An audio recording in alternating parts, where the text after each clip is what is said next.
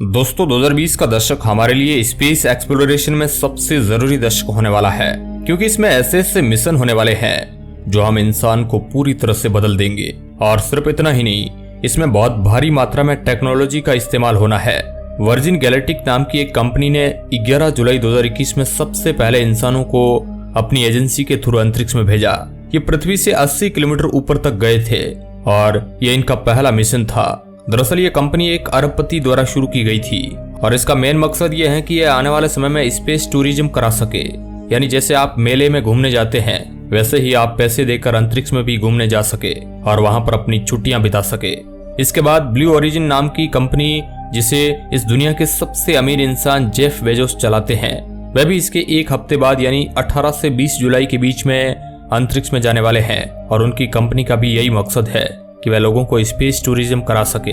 NASA अपने अलग अलग मिशन चलाता ही रहता है। जैसे इस समय मंगल पर नासा का परसेवरेंस रोवर टहल रहा है, जो मंगल की सतह का डाटा कलेक्ट कर रहा है। इसके अलावा इस दशक का शायद सबसे बड़ा मिशन वह होगा जिसमें इंसानों को पहली बार मंगल ग्रह पर ले जाया जाएगा।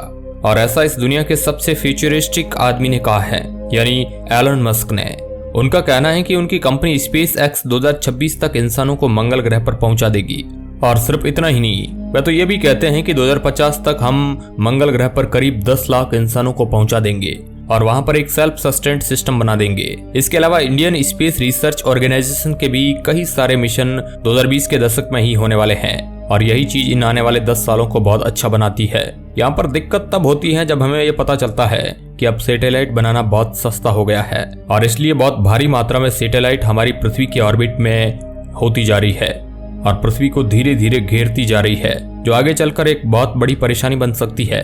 10 सालों में शायद पृथ्वी के सारे पॉसिबल ऑर्बिट भर जाएंगे और उसके बाद हमें या तो इन सैटेलाइट को हटाना पड़ेगा या फिर बड़े बड़े धमाकों को देखना पड़ेगा। ये दोनों ही काम काफी ज्यादा कठिन होंगे। तो आज के इस वीडियो रिपोर्ट में हम आपको इन्हीं से जुड़े खतरे और सारी जानकारी को बताने वाले हैं, जिसे लेकर वैज्ञानिक भी हैरान है और परेशान है। इसलिए इस वीडियो को अंत तक जरूर देखिएगा। हेलो दोस्तों, मैं हूं आपका दोस्त सुरेश सांचोरी और आप रहस्य टेलीविजन यूट्यूब चैनल देख रहे हैं। जब से हम इंसान अंतरिक्ष में सैटेलाइट भेज रहे हैं, तब से अभी तक वहां पर करीब 6000 सैटेलाइट भेजी जा चुकी है और उनमें से मात्र 2800 सैटेलाइट ही काम करती है। बाकी की 3200 पूरी तरह से खराब हो चुकी है और वो सिर्फ अंतरिक्ष में मौजूद एक कचरा है। हम सैटेलाइट लॉन्च तो बहुत तेजी से करते जाते हैं, लेकिन उसके बाद उन सैटेलाइट का क्या होता है ये हम ध्यान नहीं देते हैं। आज अलग अलग देशों के बीच अंतरिक्ष में जाने की होड़ है, लेकिन आने वाले समय में अंतरिक्ष में जाने की नहीं, बल्कि अंतरिक्ष में जगह पाने की होड़ होगी। इतना ज्यादा कचरा इसलिए इकट्ठा हो गया है क्योंकि शुरुआत में ऐसा नहीं सोचा गया था कि भविष्य में क्या होने वाला है। अंतरिक्ष में वैसे तो कई सारे नियम लागू होते हैं, लेकिन एक नियम की कमी है और वह यह है कि जैसे ही आपकी सैटेलाइट खराब हो जाए, वैसे ही या तो उसे पूरी तरह से नष्ट कर दिया जाए और ऑर्बिट से दूर ले जाया जाए, और या फिर उसे वापस से पृथ्वी पर बुला लिया जाए। अब ऐसा किया जाना बिल्कुल पॉसिबल है, लेकिन ऐसा कोई फिलहाल कर नहीं रहा है। लेकिन इस पर चर्चाएं बहुत तेजी से बढ़ रही है, क्योंकि आने वाले समय में एक बहुत बड़ी परेशानी बनने वाली है। इन 2800 सैटेलाइट में से करीब 1400 सैटेलाइट टेलीविजन और रेडियो कम्युनिकेशन के लिए काम आती है। आप जिस जीपीएस का इस्तेमाल करते हैं वह इन्हीं सैटेलाइट की वजह से पॉसिबल हो पाता है, और बाकी बची हुई सैटेलाइट मिलिट्री और बाकी अलग अलग कामों के लिए इस्तेमाल में आती है।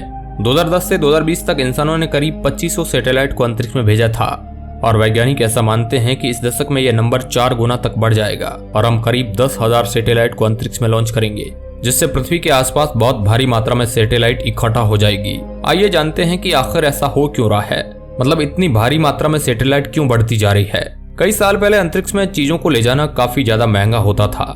सिर्फ 1 किलो सामान को अंतरिक्ष तक ले जाने में करीब $85,000 लगते थे। ये हम आपको 1960 का डाटा बता रहे हैं। धीरे धीरे ये प्राइस कम होता गया क्योंकि हमारी टेक्नोलॉजी बढ़ती जा रही है और आज स्पेस एक्स नाम की कंपनी की वजह से ये प्राइस करीब $2000 तक आ गया है, जो काफी बड़ी गिरावट है। और इसी वजह से अंतरिक्ष में चीजों को लॉन्च करना काफी ज्यादा आसान हो चुका है। स्टारलिंक नाम की कंपनी बहुत तेजी से सैटेलाइट लॉन्च कर रही है और हाल ही में इन्होंने एक साथ सबसे ज्यादा सैटेलाइट लॉन्च करने का रिकॉर्ड बनाया है। एक साथ 110 सैटेलाइट लॉन्च की थी। इससे पहले यह रिकॉर्ड भारत के पास था, जो हमने 102 सैटेलाइट एक साथ लॉन्च की थी। इससे पता चलता है कि हम बहुत तेजी से अंतरिक्ष में कचरा भरते जा रहे हैं, लेकिन उसे साफ करने का हमारे पास अभी भी कोई तरीका नहीं है। और यह बहुत बड़ी चिंता की बात है, क्योंकि आने वाले समय में ये सैटेलाइट जब लॉन्च की जाएगी तब वह पुरानी सैटेलाइट से टकराएंगे और बड़े बड़े धमाके होंगे।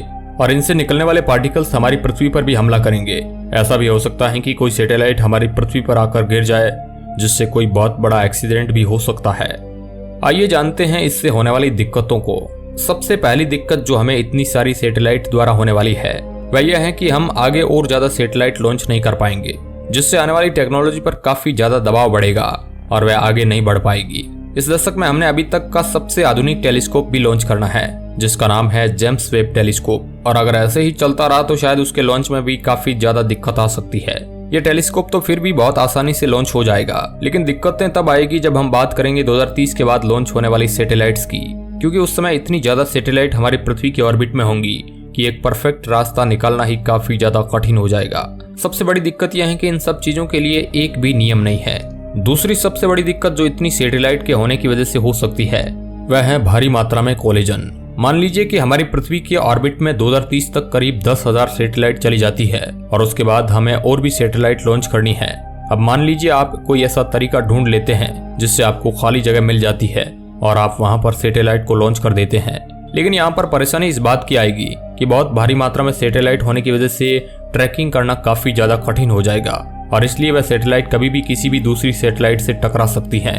और अगर ऐसा हुआ तो सिर्फ ये दो ही खराब नहीं होगी, बल्कि इसके आसपास मौजूद सारी सैटेलाइट बेकार होती चली जाएगी, क्योंकि इन दोनों के आपस में टकराने की वजह से जो भी टुकड़े निकलेंगे वह दूसरी सैटेलाइट में भी जाएंगे और दूसरी सैटेलाइट भी उनसे टकरा जाएगी, जिसकी वजह से हमारी पृथ्वी पर पूरी तरह से इंटरनेट तक बंद हो सकता है और उसे चालू होने में उतना ही समय लगेगा जितना एक नई सैटेलाइट को बनाकर लॉन्च करने में। सिर्फ इंटरनेट बंद होने की ही चिंता हमारे पास नहीं है, बल्कि चिंता तो इस बात की भी है कि अगर इनमें से एक भी सैटेलाइट पृथ्वी पर गिरी और अगर वहां पर ज्यादा मात्रा में आबादी रहेगी तो काफी ज्यादा मौतें भी होगी। एक एवरेज सैटेलाइट करीब एक ट्रक के साइज की होती है, तो वैसे तो बहुत ज्यादा बड़ी तो नहीं है, लेकिन अगर यही चीज अंतरिक्ष से गिरती है तो यह बहुत बड़े धमाके कर सकती है।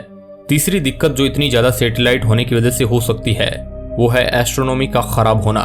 अब ये एस्ट्रोनॉमी और टेक्नोलॉजी की ही देन है जो हम सैटेलाइट को लॉन्च कर पा रहे हैं, लेकिन इन्हीं सैटेलाइट की वजह से एस्ट्रोनॉमी काफी ज्यादा बेकार हो जाएगी। जब बहुत भारी मात्रा में सैटेलाइट हमारे पृथ्वी के आसपास मौजूद होगी तो वैज्ञानिक टेलीस्कोप के जरिए ज्यादा मात्रा में चीजों को कैच नहीं कर पाएंगे और इसलिए आने वाली रिसर्च में काफी ज्यादा नुकसान होगा। आज हम बहुत खुले आसमान को आसानी से देख लेते हैं, लेकिन आने वाले समय में हो सकता है कि आसमान तो बिल्कुल साफ हो, लेकिन आसमान के ऊपर इतनी सारी चीजें मौजूद हो कि टेलीस्कोप तारों और ग्रहों को आसानी से कैच ही नहीं कर पाए। यह परेशानी भले ही सुनने में काफी ज्यादा छोटी लग रही हो, लेकिन आप भी अंदाजा लगाइए कि अगर हम खगोल शास्त्र से ही अपना नाता तोड़ लेंगे तो हम आगे कैसे बढ़ेंगे, क्योंकि आगे जाकर हमें दूसरे ग्रहों पर बसना है और उसके लिए अंतरिक्ष विज्ञान को समझना भी बहुत ज्यादा जरूरी है। आइए जानते हैं इसके सॉल्यूशन के बारे में। दोस्तों, ये तो जानते हैं कि अंतरिक्ष में भी कई सारे नियम लागू होते हैं, तो अगर ऐसे ही नियम इन सैटेलाइट के लॉन्च पर भी लगाए जाए तो बहुत आसानी से इन सारे खतरों से बचा जा सकता है और साथ ही में और ज्यादा सैटेलाइट को लॉन्च किया जा सकता है। एस्ट्रोनॉमिकल यूनियन को अंतरिक्ष की सबसे बड़ी स्पेस एजेंसी के साथ मिलकर कुछ ऐसे नियम बनाने चाहिए जिसके मुताबिक एक कंपनी अगर एक सैटेलाइट को लॉन्च करती है और उसमें कुछ गड़बड़ होती है तो वह सैटेलाइट को वापस बुला ले। अब ऐसा भी नहीं है कि हमारे पास ऐसा करने के लिए कोई टेक्नोलॉजी नहीं मौजूद है।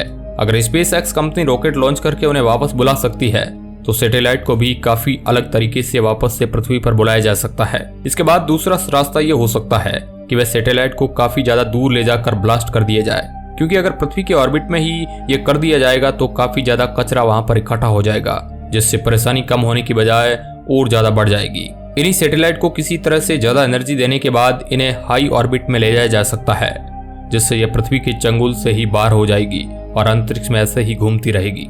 तो दोस्तों, आज की इस वीडियो रिपोर्ट में बस इतना ही। अगर वीडियो रिपोर्ट अच्छी लगी है तो चैनल को सब्सक्राइब जरूर करें।